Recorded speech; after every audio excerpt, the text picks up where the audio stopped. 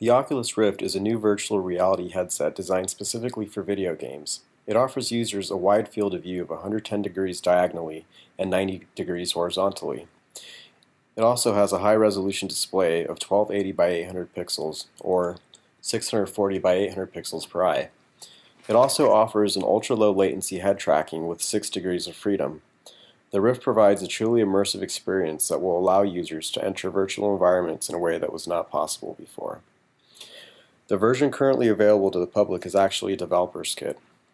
It is not intended for consumers since there is currently little finished software available anyway. Instead, it is meant for developers who want to make their software Oculus Rift compatible for when the Oculus VR is finally announced as a consumer version of the Rift. Its price and relative simplicity make it extremely easy to create interactive media. The development kit comes with the Rift, an attached control box, 3 sets of lenses, a power adapter with North American and international plugs, an HDMI cable, an HDMI to DVI adapter, a lens cloth, and a USB cable, all in a handy plastic case. Oculus VR recommends not wearing glasses when using the Rift, and so it comes with 3 lenses that offer users adjustable focal distances with good eyesight, moderate nearsightedness, and heavy nearsightedness. The lenses twist in and out of place on the headset and can be adjusted to your eyesight with the diopter adjustment discs on the side of the head-mounted display. For a development kit, the Oculus Rift is surprisingly easy to get working with no programming knowledge whatsoever.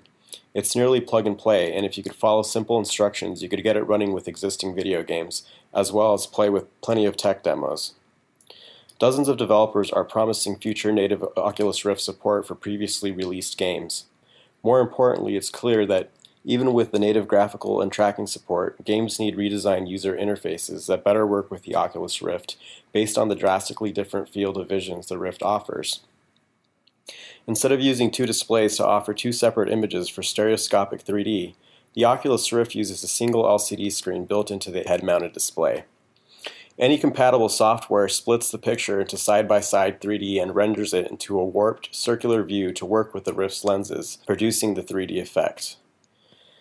This is actually a brilliant way to handle the 3D effect because it lets the Oculus Rift appear to the connected computer as a second monitor that could handle a normal video feed, and means neither the computer nor the head-mounted display have to do complicated video processing to show 3D.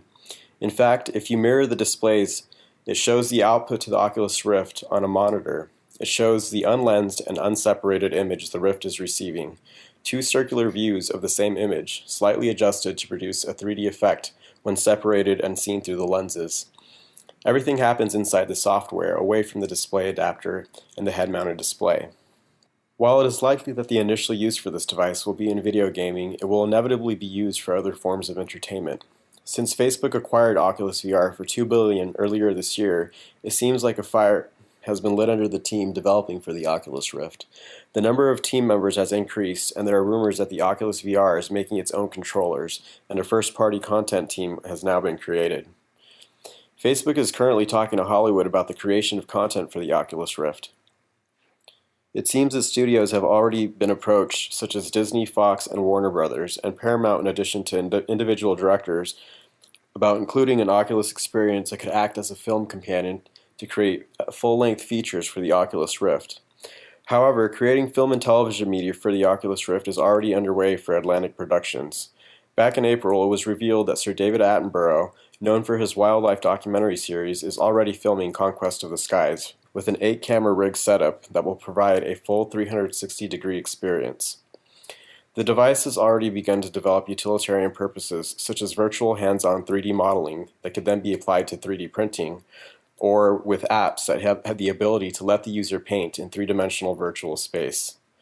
Currently, the Oculus VR is trying to catch up to its slew of orders for the development kit, and consumer adoption is a long way off. When it is finally available, the version of the Oculus Rift that you and I might buy could sell for as cheap as $200, according to the Oculus founder, Palmer Luckey.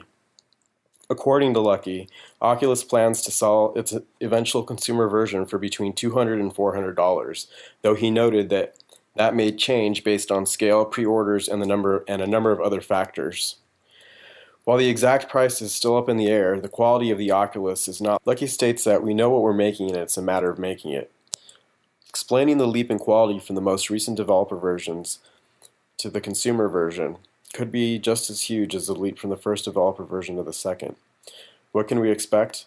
The resolution will increase from the 1080p on the developer version to help make things like reading text easier, though Lucky wouldn't say by how much. It will also be a lighter and smaller device with a refresh rate of 90 Hz or higher.